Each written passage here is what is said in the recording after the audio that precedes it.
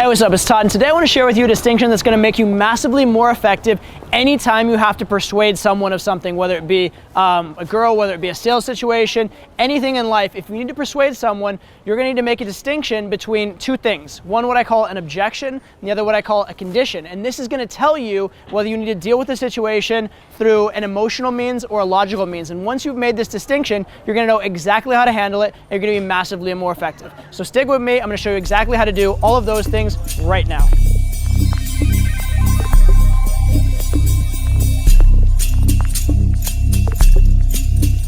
So imagine this scenario. You're with a girl, she seems to like you, and then you're gonna go for a kiss, or you're gonna ask her to go grab a drink with you, or you're gonna ask her to go home with you. And all of a sudden, there's an objection of some kind. She seems a little nervous maybe, she hesitates, she says no.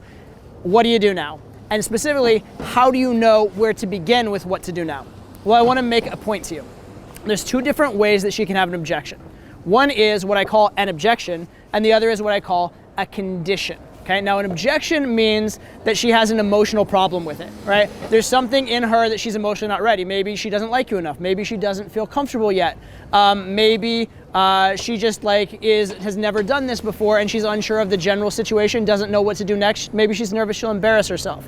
There's something emotional coming from within her that is an objection. And the key thing is coming from within her. Secondly, you have a condition. A condition is an outside factor influencing her decision. So this could be something like she's there with her friends and she has to drive them home tonight. Or she's there with her friends and she doesn't want to embarrass herself. Or maybe she has to get up early in the morning and she's worried that you'll keep her out all night. There's some factor in the outside world that's preventing her from doing the thing. Okay, now why is this an important distinction? Well, here's the thing.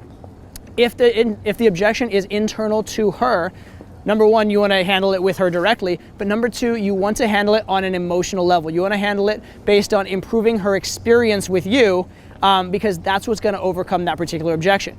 If the objection is external to her, all of the getting her in a better mood in the world is not actually addressing the key factor because the key factor isn't her, it's a factor outside of her. And when that's the case, you don't need to change the emotions of the situation, you need to problem solve. You need to help her find a solution to the problem she's having. Because the problem she's having is she would like to do it, but she can't because of this factor. And if the problem's internal to her and you spend a lot of time on outside factors, you're wasting your time. You're also showing very much that you're not in touch with her, and that's gonna put her off. Similarly, if it's an outside factor and you spend the time getting her more and more in the mood, getting her more and more emotionally ready for things, you haven't addressed the problem, and if anything, you may sort of overcook her. You may seem try-hard, you may seem pushy, you may seem like you're out of touch as well. All right, so it's so critical to make this distinction. And again, just to reemphasize, objection means it's coming from inside her, and it's likely emotional. Condition means it's coming from an external source, and it is probably logical. So let's talk about some common objection scenarios. And again, just as a reminder, objections are when the resistance is coming from inside of her rather than from an external factor, and when it's likely emotional in nature rather than logical. A very common one that comes up is you're one-on-one with the girl, maybe just in isolation, maybe on a date, something like that, and you go to kiss the girl, and she either shies away, gives you the cheek, something like that, okay?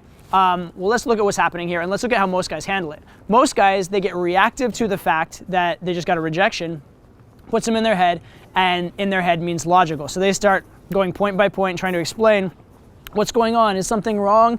How are you feeling? Did I do something? How do you feel about me? Do you not like me? And that's the absolute worst thing to do. You're bringing her logical mind into it, and in a very negative way. What should you do instead? Instead, what you should do is, first of all, realize that you made sort of a social blunder a little bit, back off, chill out, relax, and then what you want to do is change her mood, not her mind. In this case specifically, you want to up the mood. You want to create more arousal, create more attraction, create more fun, more of a positive vibe and good energy, and then only once the energy is good again, then you're going to go ahead and try again, okay? So you back off, change her mood, not her mind, deal with it emotionally rather than logically, and then once the vibe is good again, then you'll go ahead and try again. Okay, next one. Let's say you've gotten a girl home and you're starting to escalate back at your house, and then she's like, no, I'm not that kind of girl, or I'm not gonna sleep with you tonight, something like that, okay? Again, what do guys do? They get in their head and some guys get angry and kick the girl out even, which is really, really bad, but a lot of guys, they start like, oh, I'm sorry, did I do something wrong? Do you not like me? Is there something in that you feel this way, or they get very, very discursive about it. They want to have a discussion, they want to make this thing that just happened a big deal, and they want to get answers on it. Again, completely the wrong way to go about it. What you want to do in this case, again, change her mood, not her mind. In this case, she's already gotten all the way home with you. You've probably done some physical stuff before. So it's probably not a case of not enough attraction, sometimes, but usually in this case, it's not enough comfort. So what you're gonna do here is change the vibe, change the mood to one of more comfort, right? Spend some more time with her, get to know her a bit better. Open up to her, relax and chill out. Maybe even move away from her physically and let her, you know, just be comfortable with the fact that you're not gonna be pushy and that you aren't needy in any way. Right? And then once again, the vibe is good, you've built some more connection, things have come around, then you can go ahead and try again, right? Sometimes even just like feeling that she knows you a little tiny bit will make a big difference. You share one good intimate story about yourself, that can make all the difference in a case like this. But again, it's the emotional nature of the story that's doing it, not like some kind of like factual discursive thing. Okay, so again, change her mood, not her mind, when it's an objection. Finally, let's talk about shit tests, right? When a girl gives you something like, what makes you think you're so good? Or I bet you say this to all the girls, those kind of things, okay? The reason women give shit tests, it's not a logical thing. It's not like they're thinking to themselves, I sort of like this guy, but I'm not so sure. What could I calculatedly do to test this guy? It's not like that. It's an instinctive biological response to the fact that they're attracted but uncomfortable at the same time. So what do? They throw out this sort of test that's designed to kind of push you away, but it's a little bit playful, and it's not like a fuck off, it's not them leaving, etc. So that's where a shit test comes from. A shit test by its nature is emotional. So how do you deal with it? You deal with it emotionally. You deal with it by showing you're not reactive, you deal with it by being high value. Occasionally later in set you can deal with it by building comfort. There's a whole topic called comfort shit test. I've done videos on that as well. But in any case, you're dealing with it on an emotional level. What you don't want to do is logically persuade her, right? You don't want, if she says like, do you say this to all the girls? Be like, well, actually, the fact of the matter is I've been learning pickup for a really long time, and I really think that that's a positive quality because no, don't get into a discussion about it, okay? You don't get into a discussion, don't work on her logical mind, change her mood, not her mind. This is how you deal with objections. So let's talk about some common examples of conditions. And again, conditions are external factors that keep the girl from going somewhere or doing something with you, even though she emotionally might want to. One of the most common examples of this is the girl's friends, and particularly her fear of either being judged by her friends or the fact that the friends impose a logistical restriction. So for example, maybe she would like to do something with you, but she knows that if she leaves, her friends will know she left, and that will affect her reputation. Or it may be that she actually drove there with the friends, or that the friends, you know, one of the friends has the key to her house or is staying with her, something along those lines. And so again, it'll either be inconvenient for the friends or it will make her look slutty with the friends, all right? Now this is not something that you're gonna solve through getting her more aroused and more emotional. A lot of guys try and do this. Like, oh, the friends, okay, I'll just make out with her more. I'll just like finger her in the club.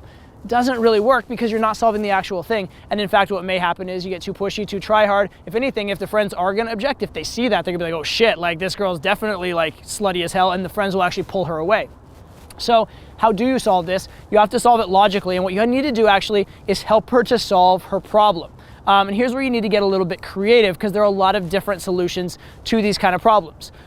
Examples of solutions to the friend problem. One is have her just text her friends, hey, I got a little, I'm a little tired, gonna call it a night. Just have her text her friends that, so that gets her out of trouble. Another one is if she sees you with her friends, you can tell her, hey, just tell them that, we're friends from middle school and we're just catching up, right? Then if she hangs out with you and gets to know you, it's not a big deal because it's not perceived as this like man to woman sexual thing. It's perceived of as it's okay, it's just social, and it gives her that excuse to get away with it. If it's a logistical issue with the friends, sometimes you can get away with doing something like, oh yeah, we're just gonna go check something out for like 5-10 minutes, we'll be right back, your friends won't even know you're gone. So there are a lot of creative solutions to the friends issue, but there is a solution needed. One interesting solution to the friends issue that can come up is sometimes you just have sex with her right in the club, and then she doesn't even have to leave the club. She'll be right there for the friends as well. Again, there are various creative solutions, but this isn't a situation where you're just getting her more aroused. It's a situation where she has a factual, tangible problem, and you need to come up with a solution for it. Next, very, very common one you'll run into, especially when you start talking to really, really hot girls, is you'll run into girls that are paid to be hot. They're literally at work when you meet them being hot. Girls in like certain high-end shops, bartenders, waitresses, strippers, those kind of things. They have certain restrictions where they can't be seen to be giving out their number to a client. They can't be seen to be going home with a client because it would reflect on their reputation, and their coworkers would see it. It would reflect on their status at work. And so you have to be a little creative here. So a lot of times you need to either, examples of things that I do to solve these problems. One is with a shop girl, sometimes they'll be like, yeah, you know what, just pretend to sell me this shirt because I don't want you to get in trouble with your boss. That gives her a premise to talk to you that seems normal, seems like it's doing her job, so she won't get in trouble. She won't be seen as flirting with you pointlessly, and therefore it won't cause an issue for her. Another one is a lot of times if you need to close a girl's number, sort of in front of coworkers, it's very important to give her a premise of, oh yeah, here's this hobby we have in common here. I actually know a connection. Why don't you, here, I'll text you over the information for this person. I'll text you over the information for this event because that could be really cool for you. So it's not in the context of let's go on a date so her coworkers can't object to it. Again, you're giving her a way around it. Or oftentimes you may even have to settle for, say, closing her on social media or something like that because it's perceived differently in front of the coworkers. So again, these are different ways you're going to solve the problem. I can tell you one time when I pulled a stripper from the club, I didn't actually pull her. What I actually did was we exchanged contact information with each other, and then I went around the corner and had her come meet me around the corner because she didn't want to be seen leaving the club with a guy because it would have affected her reputation, okay? The final situation you're going to run into in a lot is logistics. Let's say that the girl drove with friends, or let's say that the girl has work in the morning. All right, these kind of things, there are tangible, factual things. She has a job and they're expecting her there, or she has a car and it has to get home somewhere, or her friend has to get home somewhere, that kind of thing. In this case, every situation is going to be unique and different. There are different things you can do. You can suggest cabs and Ubers. You can suggest going quickly and coming back. You can suggest calling in sick to work the next day. So there are a lot of different solutions, and everyone really is going to be a different case. But the important thing to realize is there is a real external condition, an external factor going on in her decision-making process. So just getting her more into you, just getting her to like you more, just getting her more aroused won't cut it. You have to actually get creative and solve the actual problem. So now I want to share with you some quick tips for how to identify objections versus conditions. Remember, in general, rule of thumb, if it's coming inside of her, it's an objection. If it's external, it's a condition. However, there are some interesting borderline cases. For example, if the girl mentions her friends, sometimes it's, the friends are a legitimate obstacle. The other one is she's uncomfortable because she doesn't know you that well. She doesn't want to introduce you to the friends, or she's uncomfortable and she's just using the friends as an excuse. So her saying friends doesn't necessarily always mean objection, always mean condition. It can fall either way. So how do you handle these borderline cases? I'm going to give you a couple of rules of thumb. First one is ask yourself why. Ask yourself what her motivation is. So instead of just taking the thing at face value, try and assess why is she doing this. And if the why seems to be coming from inside of her, it's more of an objection. If the why seems to be coming from the external world, it's more of a condition. The next one is look at the overall context. Don't just look at the one action in a vacuum. Look at how the overall set has been going. The longer she's spent with you, the more likely that it's not an objection because she's committed to you, bought into you for longer. Also, the more she has seemed to like you, has seemed to participate, has seemed to escalate in your favor or help things progress, the more likely it is she likes you. Therefore, the objection is not coming from her. It's a legitimate external condition, okay? So the longer you are in set, and the more she seemed to like you, the more often it is that you're gonna have to problem solve rather than pump her mood or pump her state. If it's very early on, it's very likely that you need to deal with her mood first, all right? And then the final rule of thumb is, if in doubt, err on the side of assuming that it's an objection. The reason for that is this. If you assume that it's an objection and you're wrong, at least you will have built the vibe and the mood, and you'll kind of still be there and things will still be going well for you to switch and address it as a condition. But if it's an objection and you start treating it as a condition, you're getting very logical, you're ruining the mood, you're actually kind of going backwards, and you're going to lose your ability to adapt. Okay, so if in doubt, assume objection first, condition second. Okay, so those are some tips on exactly how to identify which it is, but remember the core point most of all, which is identify if it's an objection or a condition and handle it the right way. I promise you those resistances you're getting, the things that are holding you back from success when girls seem to like you either a little bit or a lot already, those are gonna just melt away once you start handling them in the proper manner.